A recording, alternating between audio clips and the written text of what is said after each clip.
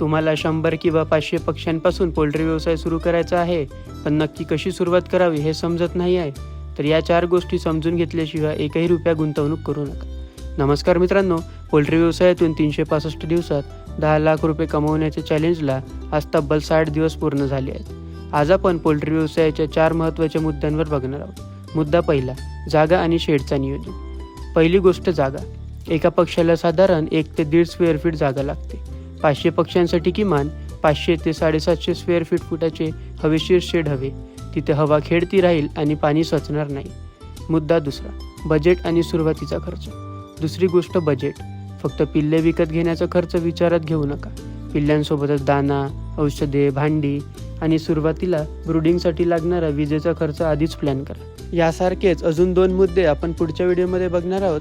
तर माहिती आवडली असेल तर व्हिडिओला लाईक करा व पोल्ट्री व्यवसायाबद्दल अशाच महत्त्वाच्या माहितीसाठी पेजला नक्की फॉलो करा. धन्यवाद.